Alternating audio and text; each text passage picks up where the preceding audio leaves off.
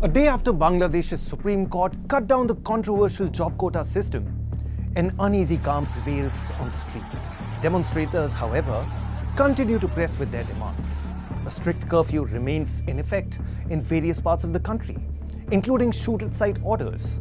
Military forces continue to patrol key areas, even as an exodus of foreign nationals has begun.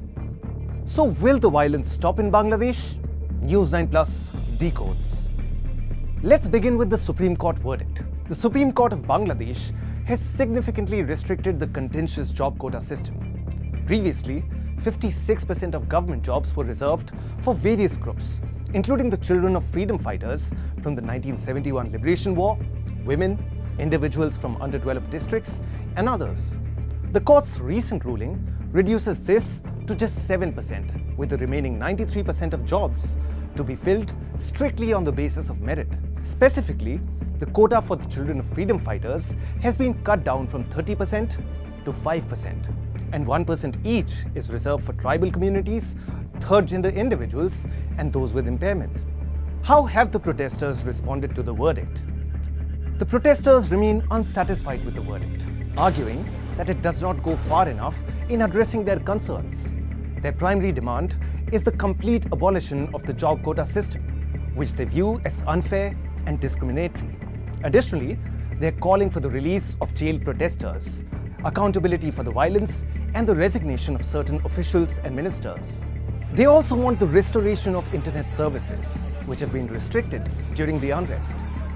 A semblance of calm has returned to the streets of Bangladesh since the ruling, although student leaders have vowed to continue that agitation until all their key demands are fulfilled. What security measures has the government put in place?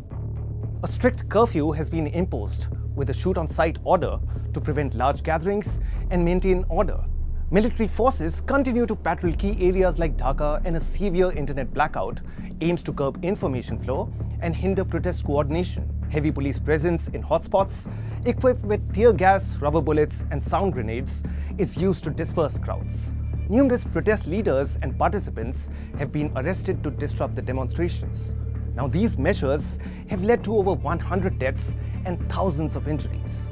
While the government justifies its response as necessary, it has faced criticism for its severity. How is India impacted with the verdict and its aftermath? The unrest in Bangladesh had a direct impact on India, particularly on Indian students studying in Bangladesh. With the violent clashes and the imposition of curfews, many Indian students have returned home for safety.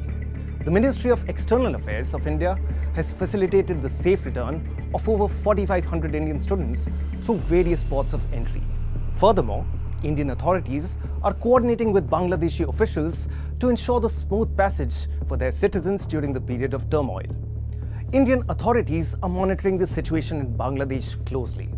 Another flare-up in violence can have broader regional implications.